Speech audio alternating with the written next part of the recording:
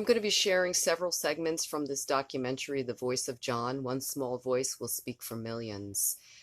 In particular, I'm focusing on the Planned Parenthood section of abortion and birth control and its history being steeped in Satanic doctrine, in particular, the idea of population control with eugenics, Nazi eugenics with Margaret Sanger, in particular, the focus on just promoting Aryan race and how they infiltrated our schools. And this woman's going to give in the interview in several segments of this documentary.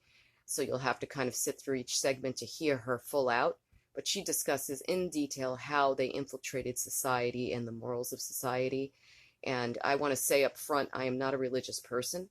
So my viewpoint is more the specific facts surrounding the sexual education in our schools today and the basis of them, stemming from Alfred Kinsey, who was a zoologist responsible for our sexual revolution and also for the sex textbooks in our schools, sexual education books.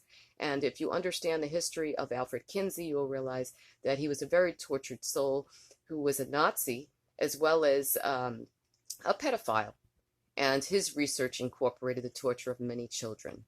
So I want you to just listen carefully to this one woman speaking in between segments here of this particular documentary, which can be found on Amazon Prime. If you're a member on Amazon Prime, it's free. Otherwise, you might be able to find it. I also am incorporating the preview in a link below on this particular video. I evolved into the abortion industry. I worked for a man who owned 4 abortion clinics. I ran 2 of them and more than doubled his business, but he would not share that money with me. So I took his best abortionist. I'd recruited him after all. And we opened our own abortion clinic at 1625 West Mockingbird in Dallas, Texas. The first month we did 45 abortions. The last month we did 545 abortions. And you wonder why I remember those numbers.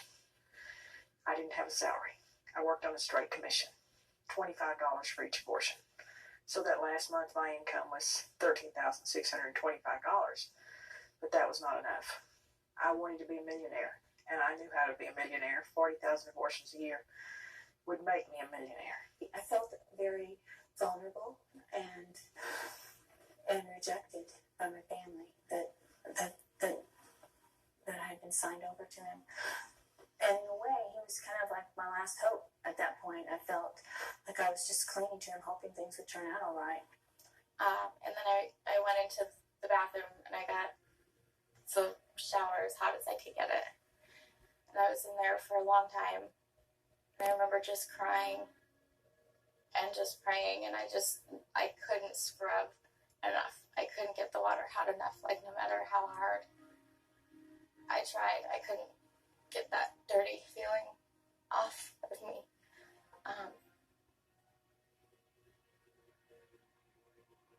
So I remember getting out and just thinking, if I act like nothing happened, it's going to be okay. Nothing happened. So I went on with life. So I had to start selling abortions to hit that goal of $40,000 a year. And how do you sell an abortion? Well, it's actually too simple. Our goal was 3 to 5 abortions between the ages of 13 and 18 from every girl. So we had to get into the schools. And we had to break down the natural modesty, and we had to separate them from their parents and their values. And the easiest way to do that is sex education.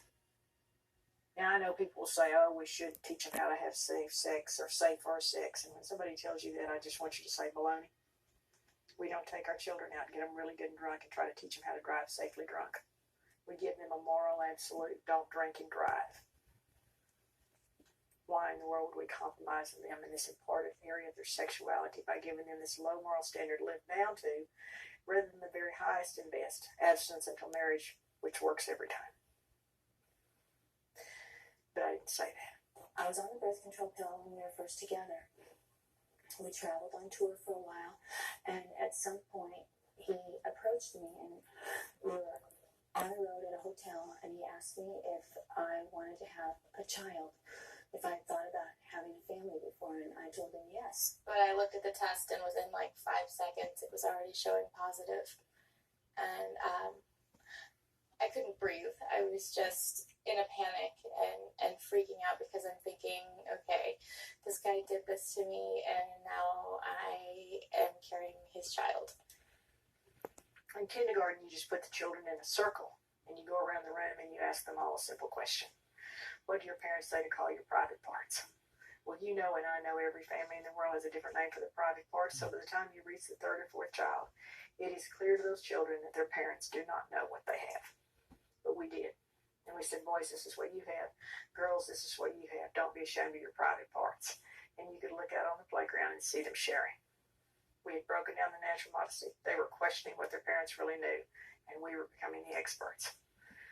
First, second, and third grade, the agenda is slightly different. It's actually intercourse.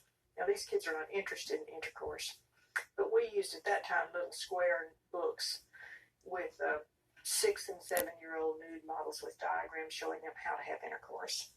One book per classroom. You do not want a parent getting their hands on that book. And then in the fourth grade, the children are encouraged to masturbate and alone, and then in groups of 4 or 5 the same sex. Haven't figured out how that lifestyle fits in, but there it is. And then in the 5th and 6th grade, someone like me comes in. Now the goal is to get them sexually active and on a low-dose birth control pill that will not work, or pass out defective or second condoms that will not work. It's funny how life can go from, just the heights of happiness to the depths of despair in such a quick amount of time. But we went to his family's resort in New Hampshire to tell him about our plans to marry and about the baby. And we found that his parents just, I was young and immature, and they were not very supportive of our plans to marry. And it was a total freak out moment because I could abortion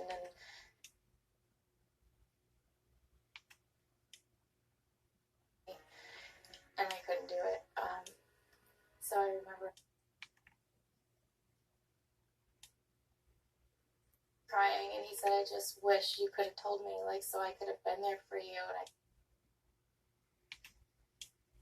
when the girls came into our clinic, we gave them low-dose birth control pills that we knew, in order to provide any level of protection, had to be taken accurately at the same time every single day. For we knew one thing about teenagers, and you know it too. They don't do anything at the same time every day.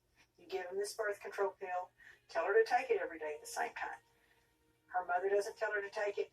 No one tells her to take it. She takes it sporadically, even if every day. That sexual activity increases from 0 once a week to 5 to 7 times a week. The pill will not work, and we could accomplish our goal of 3 to 5 abortions between the ages of 13 and 18. So now she's pregnant.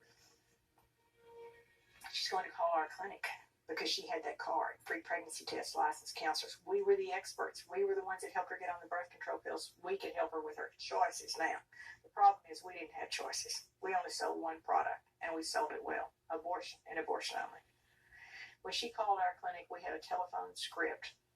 Actually, a script used by telemarketers. We called them telephone counselors, but they were actually trained as telemarketers to sell over the telephone. And the script was designed to overcome every single objection. I mean, that's what sales is. Overcome the objection and you get the order. She would confess, I think I may be pregnant. And this telemarketer, this so-called counselor, would say, we can take care of your problem. No one needs to know. And then the first question on the script is, what's the first day of your last normal period? She figures that day, gives it to this so-called counselor, who puts it on a wheel that's actually designed to calculate the birth date of the baby. But she didn't talk about birth date or baby. She said, you're 8 weeks pregnant. Now, what did she do? She confirmed this young woman's worst fear. I'm pregnant. You'd think she'd say, stop. How can you tell me over the telephone that I'm pregnant? But this is the pregnancy expert. That seed is planted. That fear is confirmed. And the next question is this good news or bad news? If it were good news, she would not be calling an abortion clinic. It's bad news. And when she replies bad news, this counselor moves right back in. We can take care of your problem. No one needs to know. Now she's identifying the fear. Why does she want to know the fear? She's going to use it to reaffirm that abortion decision anytime that young woman moves away. And Stephen made the decision to be maturing by himself. So those are segments from this documentary in specific detail on how they infiltrated society and the morals of society, and basically it's very disturbing. And to understand the background of Planned Parenthood and the whole thing's become so norm now that people don't realize really, what the background is and what it's really all about. And I wanted to share that.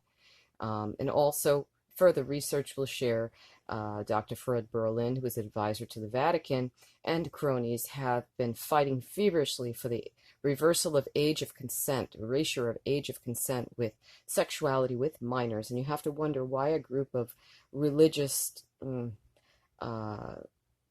abstained men would take such an interest in something like this.